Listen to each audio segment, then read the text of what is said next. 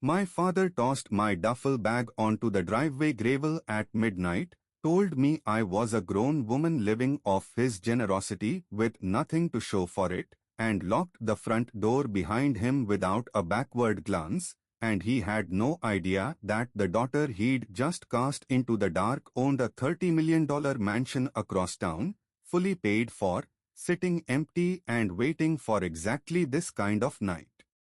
Before we continue, if you believe in kindness and second chances, take a moment to like this video, drop a comment, share it with someone who needs hope today, and subscribe to Kindness Inspire because this story is about to prove that the people who underestimate us often understand us the least. My name is Verity Ashgrove, 30 years old, and for nearly 7 years I had quietly built an app development company from the cramped upstairs bedroom of my father's house, a business my father, Dagny Ashgrove, dismissed as a phase I'd eventually grow out of once reality caught up with me. My father ran a modestly successful auto parts distribution chain across 3 counties, a business he'd built with his own hands from a single garage, and he measured worth almost exclusively in physical labor, calloused knuckles, and things you could touch. He'd never once taken my work seriously, referring to it dismissively as the computer thing at family gatherings, always followed by a pointed comment about when I planned to get a real job. What my father didn't know was that the meal planning app I'd built years earlier, called Harvest Table, designed to help small grocery chains reduce food waste through predictive ordering, had been acquired 11 months prior by a national retail technology firm for an amount that still occasionally kept me awake at night in disbelief. I'd kept the sale entirely private, partly because I'd learned across years of holidays and dinner conversations that sharing good news with my father only ever invited skepticism rather than pride, and partly because I needed time to sit with what this new chapter actually meant before letting anyone, especially him, shape how I understood it. I'd purchased a sprawling contemporary estate on the quiet outskirts of the city, complete with a wraparound terrace and a view of the reservoir, but I hadn't moved in, still finishing the final rounds of renovation, still, if I'm being fully honest, unsure how to step into a life so different from the one I'd spent 30 years learning to shrink myself inside of. That particular night's argument began over something that felt small on the surface but had clearly been building for months. I'd missed my cousin's engagement dinner to finish a client deployment that couldn't slip its deadline, and my father took my absence as confirmation of everything he already believed about me, that I valued my screen time over my actual family, that I'd never respected the kind of hard work he'd built his entire identity around. When I walked through the door well past 11 that night, he was standing in the kitchen waiting, arms folded, a stance I recognized instantly as a fight that had been simmering for years rather than hours. He told me, his voice rising with every sentence, that he was done housing a 30-year-old woman who contributed nothing tangible to this family, that whatever I did on that laptop had never once produced anything he could see or hold, and that if I wanted to keep playing pretend at having a career, I could do it somewhere that wasn't his roof.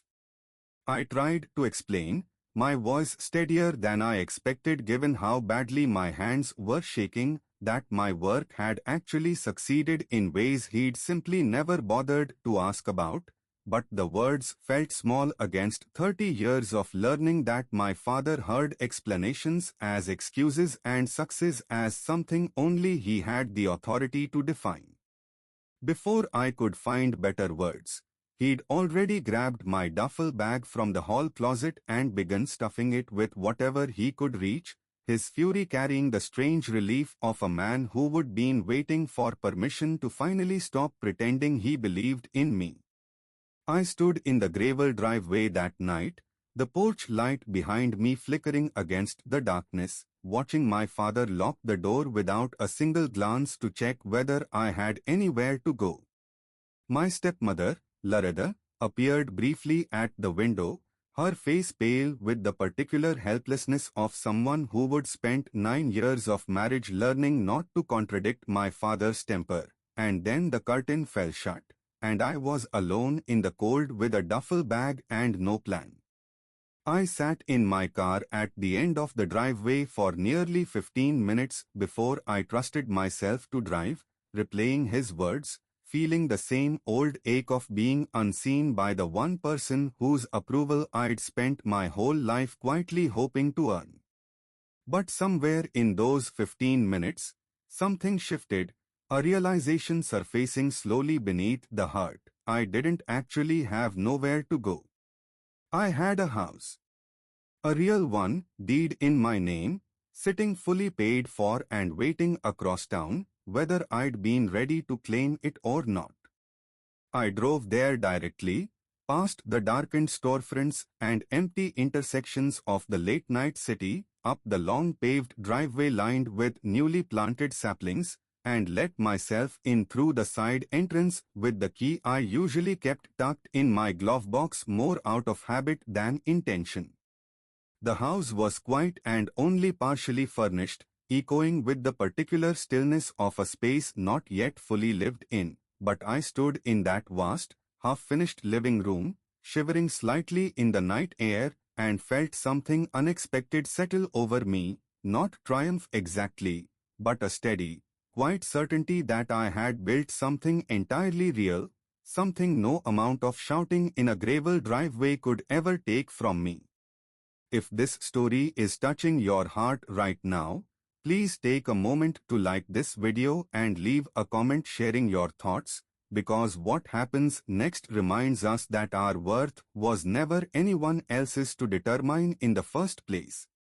I slept that first night on a leather armchair left behind by the previous owners, wrapped in a coat I found still hanging in a hallway closet, and woke the next morning to sunlight spilling generously through the tall windows overlooking the reservoir, the same view I'd toured months earlier without quite letting myself believe it belonged to me. I spent the following week scheduling the furniture delivery I'd been postponing, finally hiring the interior designer whose calls I'd let go to voicemail for weeks, stepping fully, for the first time, into a life I'd quietly built rather than continuing to hide behind the walls of my childhood bedroom. I told no one in my family where I'd gone. I simply stopped returning my father's calls, not out of spite, but because I needed space to understand who I actually was outside the constant weight of his disapproval. Word, however, has a way of traveling even through silence. My stepmother eventually reached out through my younger half-brother, Cassian, gently asking whether I was safe, careful never to mention my father directly, and I told her honestly that I was safe, that I was better than safe, though I didn't yet explain the particulars. It was nearly a month later that my father finally discovered my new address, apparently through a family friend who mentioned offhandedly during a hardware store run that Verity Ashgrove had purchased quite the property out near Millbrook Reservoir, a detail that reportedly stopped my father mid-sentence at the checkout counter. He arrived unannounced on a Sunday afternoon, standing at the base of my long driveway staring up at the house with an expression I'd genuinely never seen him wear before, somewhere between disbelief and the earliest, uncomfortable edges of shame. I met him at the door, calmer than I expected to feel, and invited him inside, not because I owed him graciousness after what he'd done, but because I wanted him, finally, to see the truth clearly rather than continue assuming it into something smaller. I walked him room by room through the house, explaining without bitterness the sale of Harvest Table, the acquisition, the years of quiet, unseen work he'd dismissed as the computer thing while I built something that had ultimately helped hundreds of grocery chains reduce waste and save money across 3 states.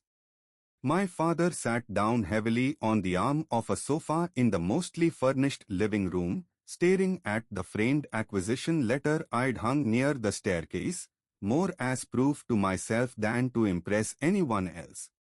He asked, quietly, why I'd never told him, and I answered as honestly as I could manage that I'd learned over many years that success spoken in my language had never once been enough to earn his attention, and that I'd stopped expecting him to understand a world he'd never once taken the time to learn about. I told him that the night he threw my duffel bag into the gravel hadn't created this house or this life. It had simply forced me to stop hiding a truth I'd already built entirely on my own, brick by brick, line of code by line of code. He didn't offer some grand, cinematic apology that day, and honestly, I didn't expect one. What I received instead was quieter and, in its own strange way, more meaningful. He asked, for what felt like the first time in my adult life, genuine questions about my work, about how predictive ordering software actually functioned, about what reducing food waste meant in practical terms for a grocery chain's bottom line, listening with an attentiveness I'd craved since childhood and rarely received. It wasn't a complete repair in a single afternoon, but it was a beginning, the first honest conversation we'd shared in years that didn't end with him unilaterally deciding what my life was supposed to look like. Before this story ends, if it moved you even a little, please comment the word worth below, because sometimes we have to lose someone's approval entirely before we can finally recognize the value we'd already built without them. Over the following months, my father visited more regularly, each time a little more curious, a little less certain of the assumptions he'd carried for decades about what real success required.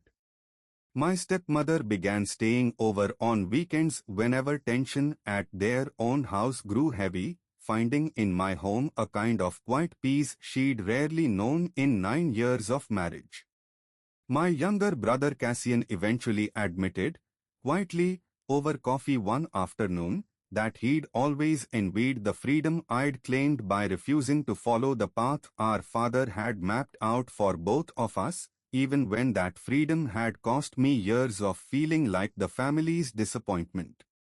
I never fully forgot the sting of that gravel driveway, the flickering porch light, the duffel bag thrown with such casual disregard, but I stopped needing my father's belief in me to validate what I already knew, in my own quiet certainty, to be true.